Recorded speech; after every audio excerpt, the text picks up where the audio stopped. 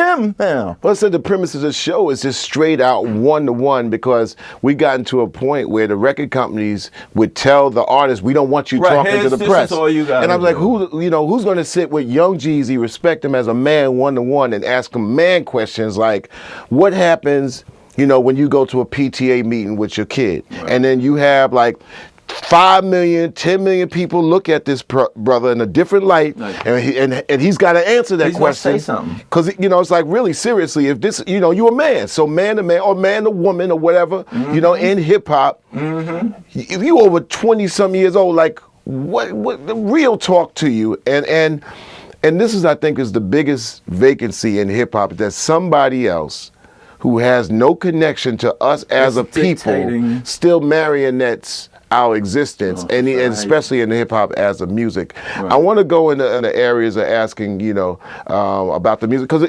you ask somebody today, and they're fragmented in their own little existence. And the same week we had Barack Obama inaugurated, a lot of people were talking about, well, they had to rush to go to the movies to see Notorious just because a big film company has a life of Biggie.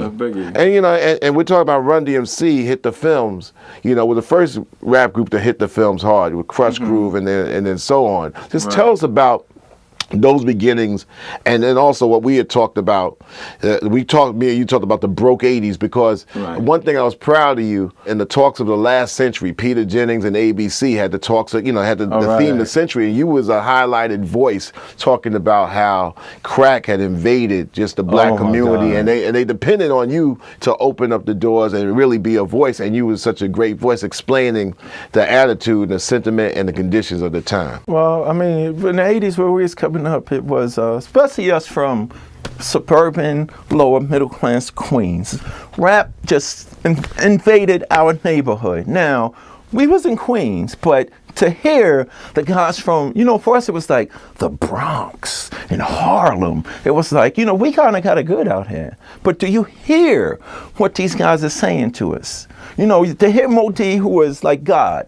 He was top on the mic battle. Cool Mo D, as you can see, I rock the world society, but at the end you will agree nobody rocks the mic. We rock, and just the crazy rap stuff. But I'm sitting here, I think it was probably 12 years old, and Mo D, Treacherous Street, Mel, they was like gods to us. But then Mo D and him did the record, Yes We Can.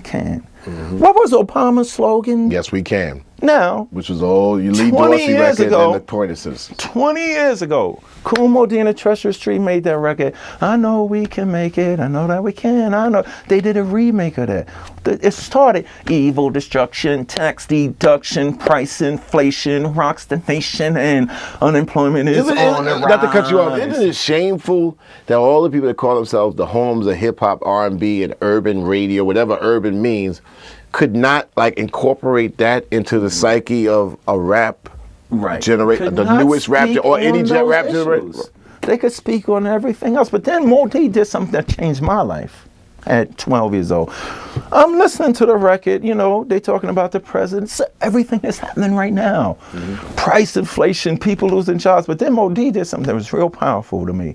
He said on his freestyle, when it was his turn to go freestyle, he said, once a nobody from the neighborhood took a hop to the top, because I knew that I would, excelled over the rest, because I make progress. I don't consider it luck, because I'm not blessed. He said, I got my life all together, love the way that I live, go to school, really cool, and I think positive, because it's a right to have fun, lots of pleasures and joys, but it's a brain that separates the men from the boys. He was a boy! And he was putting that on the mic. I had to pull the needle back and rewind that over and over. And I was like, how could this guy from the Bronx, who has less than me, I go to Catholic school, got a basketball, how could this guy from the South Bronx and these guys from Harlem be talking about this?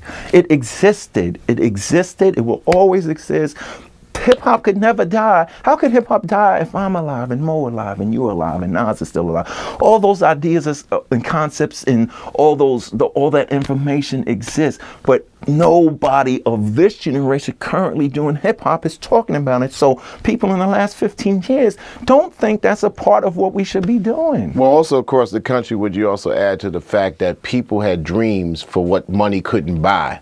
And now since, you know, and it went through the 90s of the bling and the shine, so the whole thing was to get money. But since the money has come down, the dollar has dropped, and the money is disappearing, do you think dreams will be reestablished in hopes of what money can't buy, and that's knowledge, wisdom, understanding, or even what Barack Obama presented to the fact that I got an inside confidence on myself, and this is what I have, and you can't buy what I have, my self-esteem. It's like you said earlier, we need 150 of us to go, hip-hop did not just create rappers that get money. Because before hip-hop, it was either the drug game, the stick-up game, or whatever, school. Right. You know what I'm saying? But once hip-hop came along, everybody thought everybody wants to be a rapper, but hip-hop created journalists, designers, some of the graffiti writers who was illegally writing on walls. These kids don't know that guy, Phase One, is the guy designing your Nikes that you're putting on. We got directors that's in hip hop. We got doctors, we got lawyers. I try to tell the kids, if you look at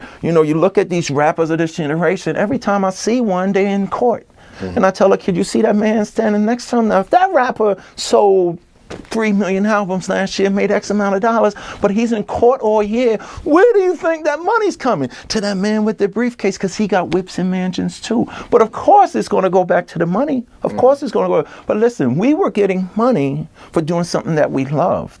But we knew, no matter how extreme we get, we always knew we had a responsibility. I tell kids, yo, ain't Puffy and Bad Boy and Death Row, listen, we live the sex, drugs, and rock and roll lifestyle, but because of the responsibility, we never put none of those images and concepts on our records, and we were still successful. Right, and going against those standards is almost like cheating. We'll be back with more DMC, the King of Rock, when we return on the reel and off the record.